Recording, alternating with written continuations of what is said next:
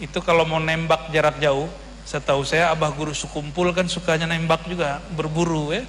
Itu kalau nembak pakai mata ini sulit, maka perlu kita mata kecil di bawah tuh ya, apa namanya, teropong ya, benar namanya, pakai itu. Salah gerak dikit sedikit target tidak terlihat, benar gak? Nah, yang belum belajar nembak, belajar nembak lah ya. Ru'yatul anbiya wal malaikati wal arwahi yata'allaq bil kashf. Nah, ini kata kunci. Melihat, bertemu dengan para nabi, para malaikat dan ruh-ruh yang sudah wafat, itu urusannya bukan urusan pandang ini, mata ini. Coba yang belakang tembok kelihatan nggak? Pakai mata nggak kelihatan,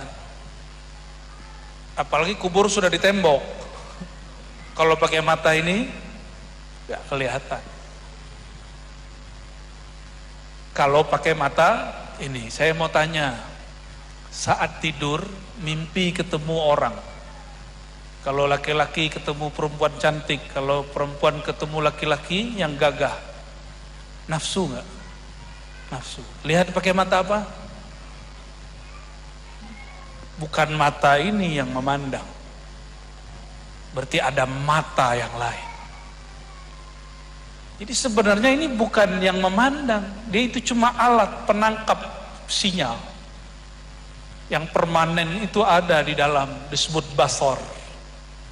Basor berkaitan dengan alam nyata, sedangkan basiroh berkaitan dengan alam yang tidak nyata. Alam malak, alam syahadah, sedangkan basiroh berkaitan dengan alam yang lebih tinggi lagi, disebut malakut, jabarut dan lain sebagainya. Mohon maaf, ini kan ada Pak Tentara, ada Pak Polisi, tadi Pak Riza nemenin kita lah di Hadrat Syekh Muhammad Nafis Al-Banjari. Syukran Pak ya, terima kasih, dan tim ya. Kalau kita jauh mau lihat musuh atau lihat target pakai mata telanjang nggak bisa, terus kita pakai apa? Teleskop atau teropong. Teropong itulah yang disebut thariqah. Cuma teropong ada teknik memakainya, itulah yang disebut haqiqah. Kita coba caranya makai. Itu kalau mau nembak jarak jauh, setahu saya abah guru sekumpul kan sukanya nembak juga, berburu ya. Itu kalau nembak pakai mata ini sulit, maka perlu kita mata kecil di bawah tuh ya, apa namanya, teropong ya, benar namanya, pakai itu. Salah gerak dikit sedikit target tidak terlihat, benar gak? Nah, yang belum belajar nembak, belajar nembak lah ya. Seperti itulah bab hakikat. Salah teknik sedikit tersesat langsung. Maka wajib punya syekh penjamin supaya tidak sesat. Ketika sudah pas target, terlihatlah apa yang akan ditembak. Yang dipandang itu namanya musyahadah. Tinggal di zoom. Kata Rasulullah, doa mukhul ibadah. Kata para ulama, az-zikr silahus saliqin, silahul abidin. Zikir itu, kata para ulama memahami hadis Nabi, zikir itu adalah senjata orang beriman. Maka kalaupun hebat ma'rifatnya, hebat toh hakikatnya, canggih alatnya, tapi kalau tidak mau berlatih zikir, tidak akan pernah mencapai targetnya. Maka peluru itulah yang ditarget dengan zikir Allah, Allah, Allah. Kita tadi bicara target di luar, kata Rasulullah, inna a'daika, inna a'daika. Musuh terberatmu bukan yang di luar itu, tapi target yang di dalammu ini.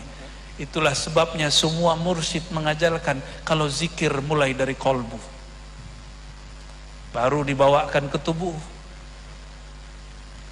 Tapi kolbu itu di belakangnya ada lagi, ada fuad.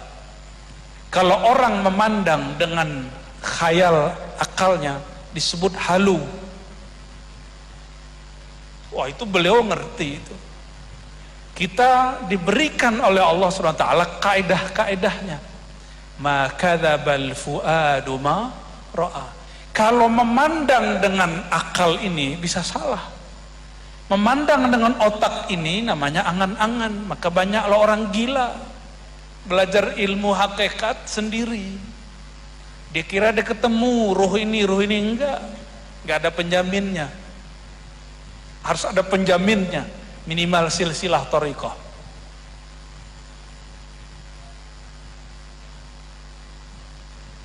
Maka kalau ada orang bermimpi ketemu Rasulullah, itu sudah sumber jaminan.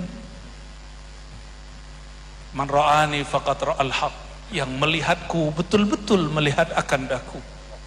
Sallallahu ala sayyidina Muhammad. Gak mungkin halu. Tapi ada sekarang orang katanya bersanad, katanya berthariqat, hizban tiap hari, tapi tidak percaya dengan pertemuan ini. Karena dia tidak pernah merasakan, maka dia hukumi orang dengan perasaan dia. Loh, dia belajar thariqat apa sebenarnya itu? Ya. Nggak usah jauh-jauh thariqat yang muda, thariqat Idrisiyah, Ahmadiyah. Ini berkembang banyak di Malaysia dan Singapura. Di seorang muhaddis, Sidi Ahmad bin Idris al-Idrisi, itu ada salawat azimiyah, dan di belakangnya Allahumma ijma' baini wa bainahu. Ya Allah, kumpulkan antara aku dan Rasulullah, baik dalam keadaan tidur ataupun yaqazah, keadaan jaga. Begitu juga ada dalam salawat masyishiyah, ya Allah, kumpulkan aku dan dia baik dalam keadaan tidur ataupun jaga. Ada semua. Oh, itu ulama dulu wali. Sekarang nggak ada yang wali. Ulama dulu mungkin, sekarang nggak mungkin. Kita tanya balik. Ulama dulu itu manusia biasa nggak? Syekh Abdul Qadir Jilani manusia nggak? Apa nabi? Manusia nabi apa manusia biasa? Imam Bahauddin Shah Naqsyaband itu nabi atau wali? Nabi atau wali? Syekh Muhammad Salman Al-Madani itu nabi nggak? Bukan. Manusia dia. Imam Ghazali sama.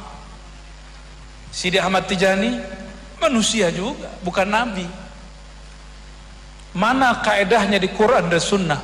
Kalau mereka boleh, zaman mereka bisa, zaman sekarang enggak, mana dalilnya? Oh, ente belum 40. Ada enggak kaedahnya dalam Sahih Bukhari dan Muslim? Man ra'ani wa huwa ibnu arba'ina sanah. Siapa yang melihat aku dan umurnya 40 tahun, faqad ra'ani. Ada enggak hadisnya? Ada enggak, guru? Enggak ada. Beliau ahli hadis. Enggak ada. Enggak ada kalimat begitu. Dan itu bahayanya sama dengan kalam ahlu kitab ketika mereka percaya dengan Nabi Musa tapi tidak percaya dengan Nabi Muhammad.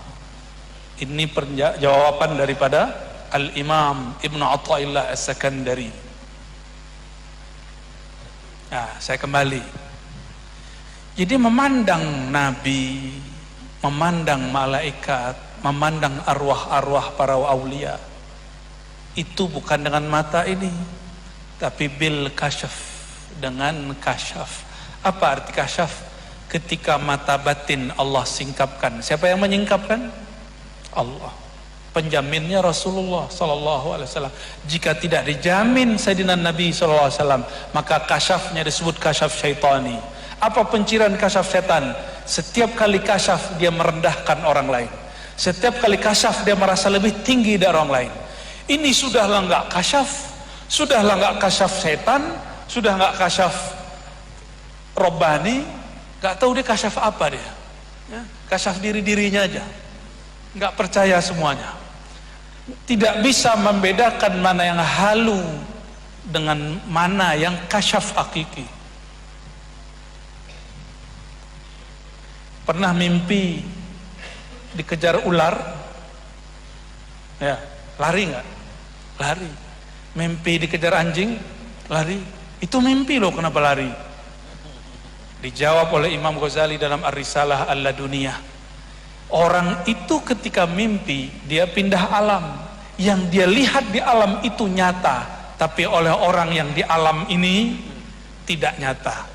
Tapi bagi orang yang di alam itu melihat kita, kita juga dianggap tidak nyata. Makanya Quran turun, Quran dari Lauh Mahfuz, bahasa Lauh Mahfuz. Apa kata Quran? Innamal hayatud dunya la'ibun wa lahun. Dunia itu, ini bahasa sana. Dunia itu main-main. Kamu jangan serius-serius amat. Harusnya kita kalau ke dunia terhibur, bukan stres. Tadi saya senang sekali Tuan Guru Jaro mensyarah tentang Rabi'ah al-Aslami. Ini sahabat kelas A. Datang ke Rasulullah bukan masalah lapar, bukan masalah pengen kaya, bukan masalah mau buka tambang baru, bukan masalah mau naik jabatan, enggak. Bukan masalah bisnis. Datang ke Rasulullah minta ingin bersamanya dunia akhirat. Itu baru sahabat level A. Itu baru disebut banir ruh, orang yang ruhnya hidup. Kalau enggak namanya orang-orangan. Maka di Quran disebut orang-orangan tuh ulaika kal an'am. Itu bahasa Quran. Masih mending saya sebut orang-orangan. Kalau di Quran bahasanya lebih kasar. Mereka itu sama dengan ngeri, binatang ternak, balhum adal, bahkan lebih sesat, lebih gak bermanfaat. Jangan mau jadi orang-orangan, ya. Maka jalannya cuma satu, al-bab al-muhammadi, pintu Sayyidina Nabi SAW. Dan beliau mengatakan, ana madinatul ilmi wa aliyun babuha. Akulah kota ilmu. Di kota ada gedung, ada toko, ada perumahan, ada semua fasilitas. Itu fasilitas ruh. Wa aliyun babuha, pintunya Sayyidina Ali. Hadis ini mutawatir, disepakati ulama ahlu sunnah. Maka hampir semua thariqah sufi bermula dari Sayyidina Ali karramallahu wajhah. Guru saya Syekh Muhammad Abdul Rabb An-Nazari kalau nyebut Sayyidina Ali lebih sedang nyebut alaihi salam. Tadi juga Tuan Guru Kusyairi, beliau bertemu dengan Sidi Abdullah Al-Ghumari. Sidi Abdullah Al-Ghumari itu punya murid beberapa. Saya ketemu, saya sembunyikan saja namanya. Kalau nyebut nama Sayyidina Ali lebih sedang menyebut alaihi salam, alaihi salam. Kata alaihi salam, ya. Ini dalil boleh mengucap alaihi salam kepada bukan Nabi Muhammad sallallahu alaihi wasallam. Ya, dan itu nggak perlu kita jadi Rafidah. Cukup kita ahlus sunnah.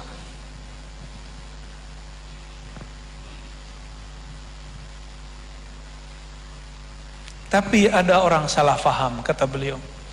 Wa hadza laisa bighardil asli. Bertemu ruh para nabi, ruh para malaikat, ruh para wali bukanlah tujuan yang sebenarnya. Ini cuma hamishi, itu cuma pinggiran, faidah.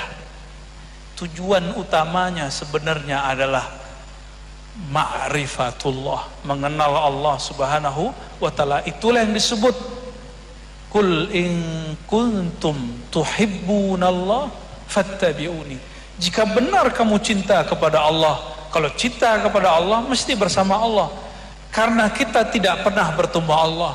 Yang pernah bertemu Allah cuma zat Sayyidina Nabi sallallahu alaihi wasallam, Rasulullah. Maka pintu menuju Allah hanya pintu Rasulullah sallallahu alaihi wasallam. Fattabi'uni, ikutlah aku. Kita tidak bertemu secara fisik dengan Rasulullah sallallahu alaihi wasallam. Maka kita berguru kepada orang yang fisiknya ketemu dengan Rasulullah. Ternyata guru kita nggak ketemu juga, dia punya guru, disebut ini silsilah. Ini namanya silsilah riwayah. Riwayah apa? Nafs an nafs, fulan an fulan, jiwa dari jiwa. Karena secara fisik jasad baginda Nabi sudah wafat secara fisik, tapi bumi tidak berani menyentuh, merusak tubuhnya, apalagi ruhnya. Saya mau tanya, ruh Nabi wafat nggak? Jika secara fisik tidak bisa mengambil ilmu, ruh masih bisa nggak mengambil ilmu? Masih bisa. Makanya di bab setelah ini ditulis Al-Kalam bil Arwah. Judul aja udah seneng saya udah. Berkalam-kalam dengan ruh. Dalilnya ada nggak? Apa ini buat-buatannya Tuan Guru Jarwo aja ini ya. Kitabnya kan ngeri nih, warnanya udah sebegini ya. Tebel ya. Dalil paling gampangnya mau fattabi'uni, kata Rasulullah, ikuti aku. Rasulullah sallallahu alaihi wasallam di malam Isra beliau menjadi imam. Makmumnya siapa? Siapa makmumnya? Para anbiya. Status mereka berjasad atau berruh? Boleh dua-duanya, terserah antum ya. Nabi Isa turun, Nabi Musa sudah wafat. Ketika beliau naik dengan buruk, kata beliau, ra'aitu Musa yusalli, bukan ala, fi, yusalli fi qabri. Hadis Sahih Bukhari. Aku melihat, mengintip Nabi Musa, kan bahasanya begitu. Aku intip Nabi Musa. Ngapain Nabi Musa di alam kuburnya? Yusalli fi qabri, dia salat di dalam kuburnya. Di dalam kubur, salat masih cari pahala. Maka salat di dalam kubur taqarruban ila rabbil arbab, hanya taqarrub kepada Allah sang pemilik arwah. Nggak cari pahala lagi, nggak cari makom-makom duniawi lagi, dia cuma cari makom indiyah, kedekatan. Para nabi itu semua dulu berdoa, ya Rabb, tolong jadikan kami nabi akhir zaman. Ada 12 riwayat, sering saya bahas ini. 12 nabi yang riwayatnya ada dalam teks hadis berdoa menjadi nabi akhir zaman, tapi Allah katakan tidak, wahai nabi. Khususnya Nabiullah Musa, sudah ada nabinya, yaitu Nabi Muhammad sallallahu alaihi wasallam. Apa kata Nabi Musa? Baik, jika begitu ya Rabb, jadikan aku umatnya sallallahu alaihi wasallam. Diterimalah doa semua para nabi ini, maka dibuktikanlah beliau jadi imam, makmumnya semua arwah. Itulah sahnya semua ruh para anbiya disebut al-ummah al-muhammadiyah. Maka umat al-muhammadiyah ada yang qabla bi'satih, ada yang ba'da bi'satih, ada yang sebelum beliau diutus, ada yang setelah beliau diutus. Itu dia.